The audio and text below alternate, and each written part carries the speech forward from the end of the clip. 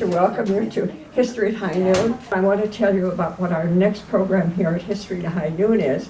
It's going to be on November 20th, a Friday, and it's Mark Rambo, and the title of his program is Life and Death in Old Scoop Town, Sturgis Main Street, 1878 to 1888. So I'm sure that you'll all come and enjoy that too. So thanks for being here. Now I want to introduce Clint, who you came to hear, Clint Jolley. We're just so happy to have him come up and to talk to you about a very timely subject, the Nolin Monument. So welcome, Clint. And say hi to Sandy too. He's glad he's here. Well, like Dodie said, I'm here to talk about the Nolin Monument. And if you aren't familiar with the Nolin Monument, I have a picture if you want to just pass it around. You can see what we're talking about. Those of you that don't know me, I'm Clint Jolley. And just a little information. I'm a member of the Society of Black Hills Pioneers. And the society was started on January 8, 1889, with Thomas Russell as the first president, and then Seth Bullock was the second president in 1890. And we had some notable members who were presidents that you might recognize their names, or them. Albert Anderson, Freeman Steele, Harold Anderson, and Bob Lee, and Bob Voorhees, and Marty Jolly, and our current president is Jeff Shipley, and those guys are all from Sturgis. So, to be a member of the society, you had to arrive in the Black Hills before 1880. And my great-grandfather, Miles Cooper, arrived in Deadwood in March of 1877 with a load of freight, and he stayed. He later settled in Bear Butte Valley, where Neil Rowett now lives, if you know where that's at. And then, he was a staunch Democrat. I forgive him for that. But he served in the first legislature, and his picture's in the Capitol and Pier. Neil Rowett's place was an interesting place when I was growing up. There were two brothers, Lawrence and Jeff Cooper, lived a mile apart. Lawrence lived on Miles' place, the original homestead, and Jeff lived a mile up the road. Jeff's place was all painted, the fences were painted, the sheds were painted, all the John Deere equipment was lined up. Lawrence's place hadn't had a coat of paint since it was built, I'm sure. He had an old farm-all tractor that sat out there, farmed with horses for a long, long time. So they were quite a contrast in people. But anyway, Miles made us eligible to become Black Hills Pioneers. And then my other grandfather was William Waldman.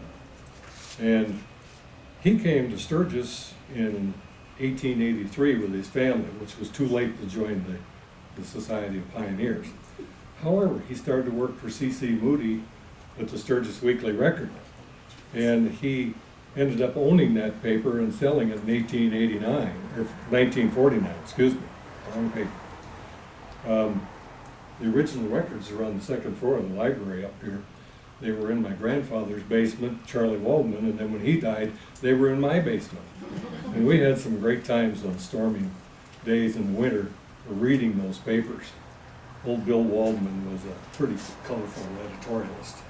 I remember reading an article he was writing about a wedding, and the bride was the most beautiful bride ever in Sturgis, because it was his granddaughter, my mother. He wrote like that all the time. He didn't mind saying what he thought. So, and then it's down to me. I was born in Deadwood, so and then raised here in Sturgis until '92. And in fact, when I was fire chief, my desk was right over there. So, and then I was recently appointed by the Society of Black Hills Pioneers to be their representative in the matter of the proposed move of the Nolin Monument on Junction and Harmon. Okay, now back to Nolin. To bring you up to speed on Charles Nolin. Charles Nolin was known as Red Nolin also, and was a young Pony Express mail carrier born in Mason County, Kentucky. He wasn't ever in Wisconsin. And that was about 1844. But he was thought to be 24 years old when he died. Pony Express riders were pretty well paid in those days. He made $200 a month, which is a lot of money in those days. If you're a cowboy, you made $30 a month. So the price of a letter was 50 cents, and the writer got 25, and the postmaster got 25. And apparently nobody ever complained about the price. And then the Pony Express mail service went on until the spring of 1877, and then the regular government mail service was established. Now, Pony Express mail wasn't exactly like it was depicted in the Western movies. The Pony Express riders didn't come charging into the station and jump off their horse and onto another one and gallop off again. That didn't happen. Those guys actually traveled a lot at night, and they walked a lot. So mail didn't go quite as quickly as the Western movies have it moving. So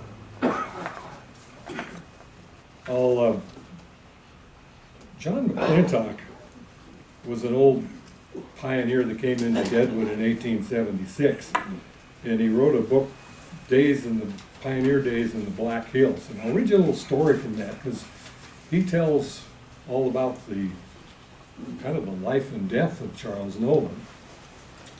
It says, one day early in August 1876, the date not definitely established, the post office mural over there says August the 19th.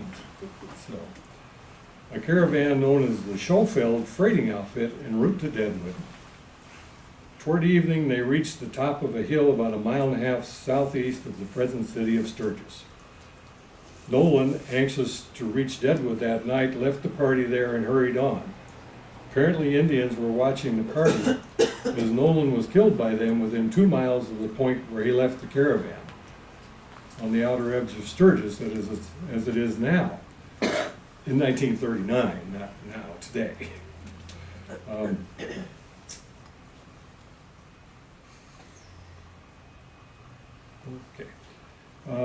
Apparently the Indians were waiting for him under the banks of the creek, and they killed him when he reached that point, and the pioneers named it Dead Man Creek.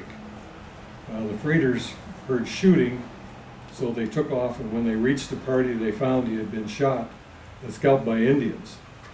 The mail had been scattered about, so they buried his body near the place where it was found. The burial was hasty and the grave shallow. Later, another freighter, E.L. Carl, noticed that the graves had been dug up by coyotes, so he filled it with heavy rocks. And thus the body remained until 1880, when the remains were disinterred and buried in Bear Butte Cemetery. Then McClintock goes on to say that we met a large, fine-looking man, apparently 25 or 28 years, who had a leather pouch strapped upon his shoulders. I asked him what mail route he was serving, and he answered the Fort Pierre mail route. The young man also stated that after this trip he was going back home, and he gave the name of a town in Indiana. A short time after this conversation, the news reached Deadwood that a Pierre mail carrier had been killed by Indians between Rapid City and Crook City. And others writers state that he carried mail from Sidney, Nebraska, but the Pierre and Sidney trails converged near the present location of Rapid City, and McClintock believed that the man he met and talked to was Charles Nolin. So. Then there's another story too. There's some conflicts in this whole thing. PBS carries a story that says in 1876, Charles Red Nolin was a 24-year-old mail carrier on the trail between Sidney, Nebraska and Deadwood. And they state that some accounts say he delivered mail from Fort Pierre to Deadwood. On August 19th, Nolin encountered a group of freighters camped along Alkali Creek, south of present-day Sturgis. They had ended a day's work on hauling hay on the trail from Rapid City to points north and west. Members of the group urged Nolin to stay with them for the night and not press on to Deadwood. They believed there were hostile natives in the area and felt the ride would be too dangerous. Nolin rode on anyway. And according to several accounts, Nolin told the party that he was eager to complete his journey having promised his mother he would return once he completed the delivery. He didn't get far. Nolin's mutilated body was found the next day near what is now Junction Avenue in Sturgis. And by all accounts, Nolin was killed by Indians. Well, you can see these two stories differ a little bit. They do agree, though, that he was killed and that the monument is located on that spot where his body was found. They disagree on how soon the group got there and found him, because one says it came the next day and the other story says they heard the shooting and went up there. So who knows, but that spot where that monument's at up there is where he was killed and supposedly buried near that site. So, I said before that the mail carriers traveled mostly at night, so you can understand why he didn't stay with the freighting party and moved on.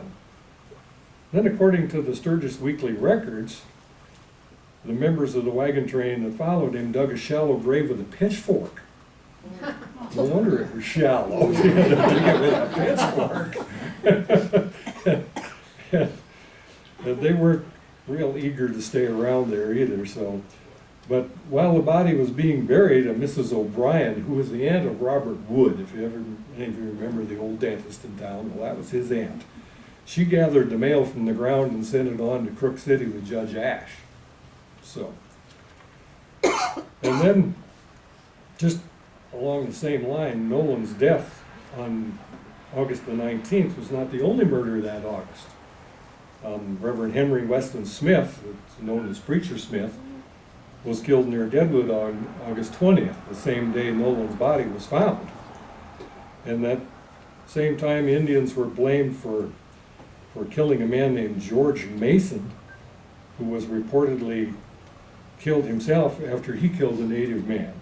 So, and Mason was buried on the same day as Preacher Smith. So it was a tumultuous time there. 1876 was a rather high tension time, and the violence in the Black Hills was tantamount. The Battle of Little Bighorn had been fought in June of that year, and Deadwood was a growing, valuable settlement built on land promised to the Sioux in the Treaty of 1868. So the Indians weren't real happy about what was going on anywhere, and the whites were scared to death of them because of the Battle of the Little Bighorn. So, but if you want to know more about the whole event, there's several books about Nolin's killing and monuments. Golden Days in the Black Hills by Watson Parker, and All Roads Lead to Deadwood by Irma Klock, and Black Hills Trails by Jess Brown, and Pioneer Days in the Black Hills by John S. McClintock. I've found all those books on Amazon, but bring money. Especially the All Roads Lead to Deadwood. That's a collector, and they want a lot of money for that book. So, but they are available. I do have Pioneer Days in the Black Hills by John McClintock. Interesting book. But he was 83 years old when he wrote it, so what he says it might be, you know, I can't remember what I did yesterday. So, but back to Nolin. The Nolin Monument was dedicated on May 30th, 1932, which was Memorial Day. And there were 4,000 people in attendance from all parts of the Black Hills. I can't imagine 4,000 people doing anything in Sturgis even today. So, well, other than riding motorcycles, yes. I don't think they rode motorcycles to this dedication. Actually, a lot of them came on the train. They used to run trains around the hills for special events. The railroad would organize a special train, and they'd load up people from all over Custer and all over, and haul them wherever. The Black Hills Pioneers would get a train together, and they would travel to Custer, or from Custer to Deadwood, or wherever they wanted to go. Whitewood, they'd go on by train. So the train was pretty easy to get in those days. So, according to the Black Hills Press, which came out on Thursday, June 2nd, 1932, it says a platform had been erected around one of the oak trees where Nolin had been buried. And on this were seated officers of the Black Hills Pioneers and other members from the Hills. And seated at the monument for the unveiling were Jess Brown and Mrs. Tom O'Brien. They were still living then. They were both members of the party that talked to him at camp on Spring Creek and who later found his body. Now, an interesting fact is that there was a company named Fox Film News Corporation that made a silent movie of that dedication. It's a little short film of 9 minutes and 53 seconds. But it's really interesting. It's can be found on watchsdpb.org, the Charles Nolin Monument and Film, Sturgis, 1932. And the film included the dedication and then a little reenactment of what had happened. That's a pretty interesting little film. There's also a depiction in the post office, which they moved from the old post office, of the finding of his body. But I'm not sure that's real accurate, because when you look at it, Bear Butte's in the wrong place. And besides, you can't see Bear Butte from there. But it does agree with the date of August 19th. So. Somebody had told me they covered that up because it was offensive, but I went, look, it's still there. So. But as I looked into this whole thing, I found out that a group of Sturgis pioneers came up with the idea of the monument. And then they formed a committee and enlisted the help of the Black Hills Pioneers in the city of Sturgis to build this monument. And by the placement of the plaques, I would guess that the Black Hills Pioneer was the primary source of the money, and the city of Sturgis contributed the ground and a few dollars. City council notes of May 2nd, 1932 say the matter of the Nolin Monument was discussed, and on motion it ordered that the bill to F.E. Steele for $64.50, being the balance due, the appropriation for said monument be allowed to Mr. F.E. Steele, chairman. Labor was cheap. I'm sure it cost more than $64, but that's what the city kicked in. And that probably purchased the land or something. I don't know exactly what it did. But anyway, the body is no longer buried at the monument site. And there's a little conflict over whether it was moved in 1880 or in 1889, but either way they moved him to Fairfield Cemetery.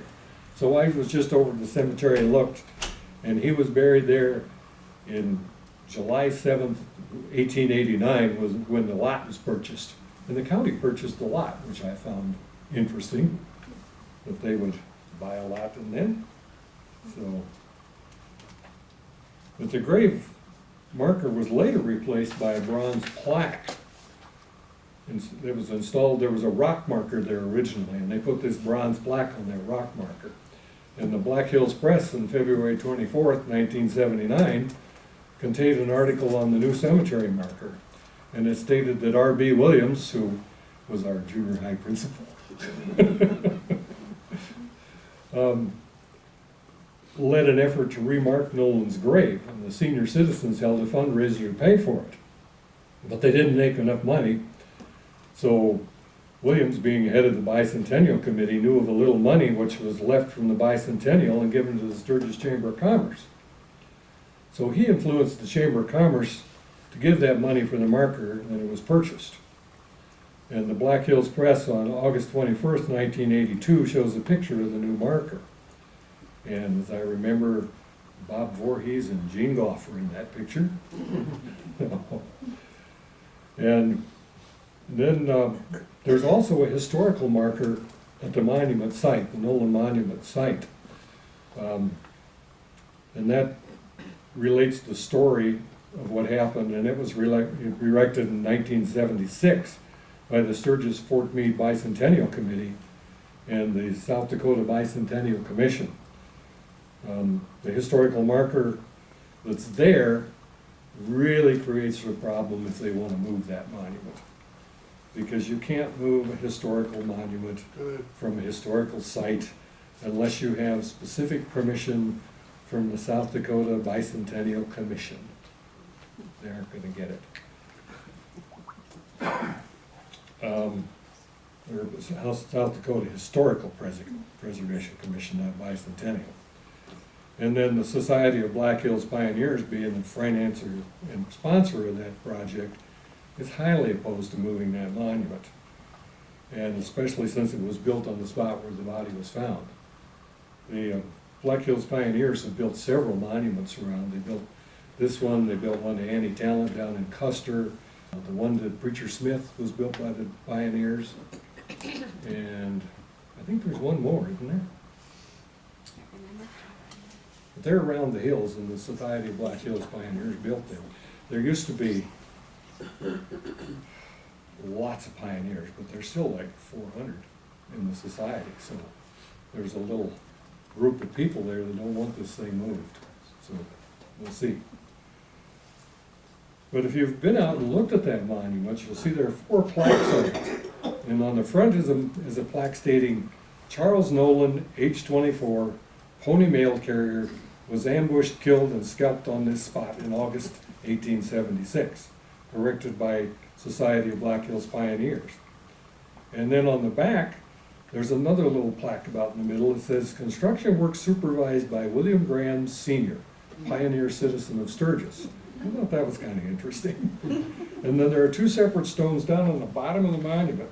And one says Roy Erickson, not the Roy Erickson from across the street, this is Ericson, designer, and 1932 donated by City of Sturgis. And I assume that means the property was donated by the City of Sturgis.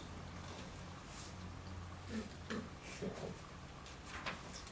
anyway, that's the story of Charles Nolin. So, if you have any questions, maybe I can answer them. Yes?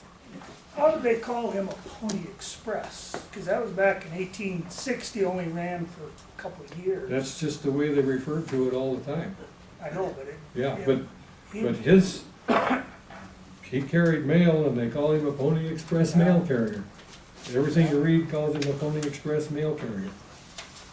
So, I don't know where they came up with that. Yeah. But that whole service ended in the spring of 1877, and the post office took over. Yeah, but the Pony Express, as depicted in the movies like you were talking Yeah. about, ended back in 1861 or 2 with the Yeah, telegraph. before the Civil War, yeah.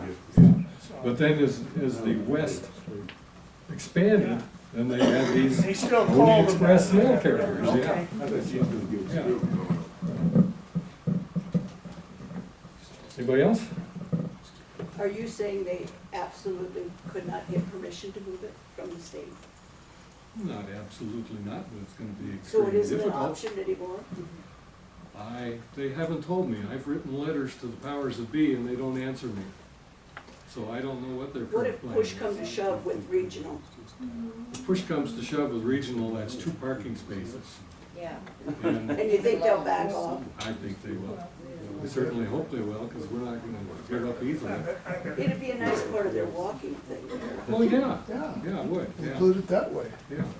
And there's one corner stanchion that needs to be repaired, and as soon as something settles on that thing, then the society will probably repair that. So we aren't gonna do it till they decide what's actually gonna happen with it.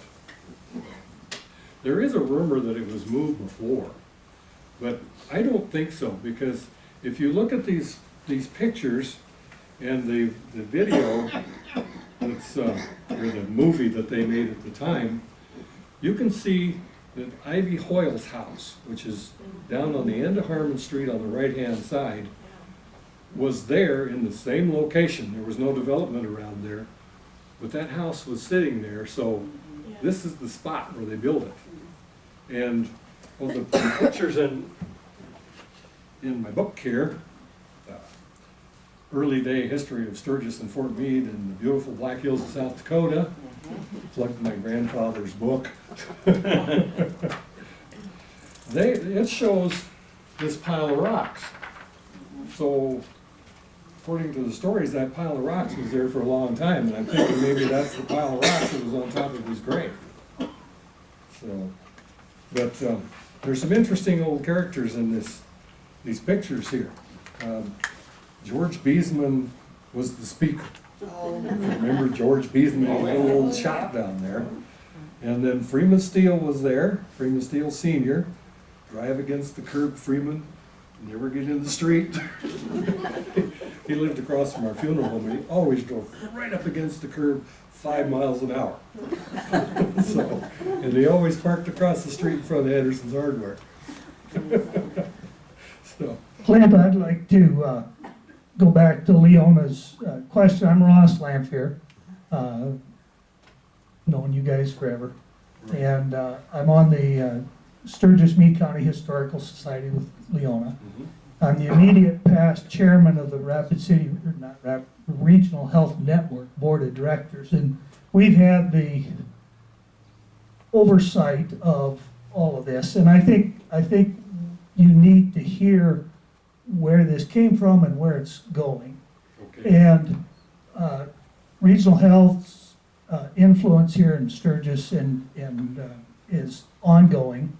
And we are looking at combining the Massaberry Clinic with the hospital for various reasons, one of which is financial. It makes about $1 million difference in the bottom line annually to have those two combined. And so you present these kinds of ideas to an architect who draws up all these plans. That's where the controversy began. Okay, because the journal carried it on. Oh, absolutely. And since that time, I think this has probably been an extremely beneficial discussion, because think of the people who have now become aware of the Nolin Monument again. I think it's been great. But regional health's position is not to destroy or move something as historical as the Nolin Monument. This was an architect who drew up a plan not knowing anything about it. Since that time, it has gone through lots of channels. That's probably why you have not received an answer back. Okay. So, but certainly regional's position is not to interfere with that or to move it. And I don't think we need to get upset about it or excited about it. Unlike you, I don't want it to happen, and I do have some influence over what they're gonna do. So I think that's good for everybody to hear and to understand that, there's all kinds of stories that go out there, and if you're in the media, I guess that's what you look for. But that's not the case. Well, thank you, we're glad to hear that. Thanks, Ross. Okay, well, are there any other questions or comments? Deb, do you want to respond? Sure, do I get a revival time? Well, I don't think she wrote the article that was in the journal. No. That was my husband.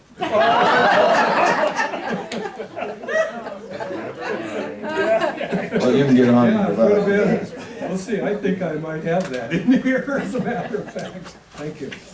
Do you know what was the discussion on moving the body? Why wasn't the body left there? He had a monument, and then you moved the body away from his monument? Nobody ever said. It just says he was moved. And they couldn't agree on the times. The different stories have different years that he was moved, but, I think we should move him back. well, that might not be so easy as to move him up there. Back when they moved him, they could just dig him up and do it. Yeah. And I suppose, I don't know, maybe Junction Avenue and the highway had something to do with moving his body. I don't know. Hey Clint, I've heard that his horse is still there, is that true? Well, I haven't heard that one. That was from Chuck Rambo. Oh, really? No, I haven't heard that one. Oh, yeah. No, everything I've dug into hasn't said anything about his horse, so I don't know. I assumed the Indians stole his horse. That's usually what they did. Well, doesn't that one plaque say that his horse died also? That's on the monument? I went and looked at it this One on the morning. monument?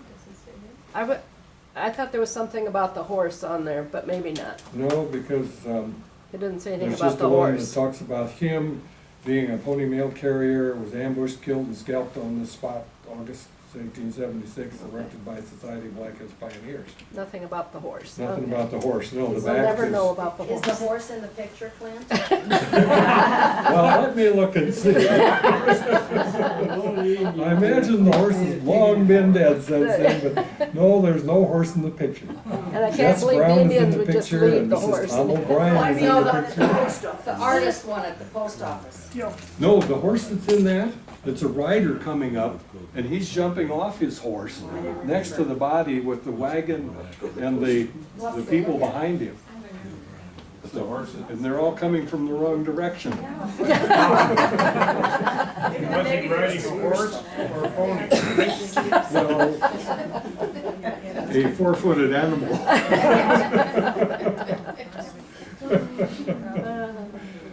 And he may have been walking, I don't know. They did walk a lot because they went at night because of the Indians. So they would walk or ride at night and be quiet so the Indians wouldn't know they were there.